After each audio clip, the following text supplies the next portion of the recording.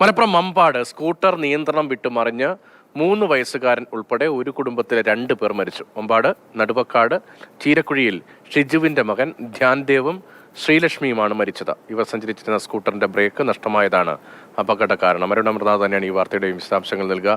അരുൺ, ഓണദിനത്തിൽ മറ്റൊരു അപകട വാർത്ത കൂടി. 3 വയസ്സുള്ള കുഞ്ഞും മറ്റേ മരിച്ചിരിക്കുന്ന സ്ത്രീ ആരാണ്? ഈ അടുത്ത ബന്ധുവായിരിക്കും അല്ലേ? എപ്പോഴായിരുന്നു അപകടം? രതീഷ്, അതായത് ഈ 3 വയസ്സുകാരൻ്റെ അച്ഛൻ്റെ സഹോദരനും ഭാര്യയും ഒത്താണ് സ്കൂട്ടറിൽ സഞ്ചരിച്ചത്. ഈ അച്ഛൻ്റെ സഹോദരൻ്റെ ഭാര്യയായ ശ്രീലക്ഷ്മിയും ഈ 3 വയസ്സുകാരനുമാണ് മരിച്ചത്. ഈ അപകടം ഉണ്ടാവുന്നത് ഇന്ന് രാവിലെ 10 മണിയോടുകൂടിയാണ്. ഈ സ്കൂട്ടറിൽ ഇവർ സഞ്ചരിക്കുമ്പോൾ നിയന്ത്രണം വിടുകയായിരുന്നു, ബ്രേക്ക് നഷ്ടമാവുകയായിരുന്നു. അങ്ങനെ നിയന്ത്രണം വിട്ട ഈ വാഹനം നേരെ കൂട്ടിയിട്ട പൈപ്പിന് മേലിടിക്കുകയും തല കീഴായി മറിയുകയുമായിരുന്നു. ഗുരുതരമായി പരിക്കേറ്റു.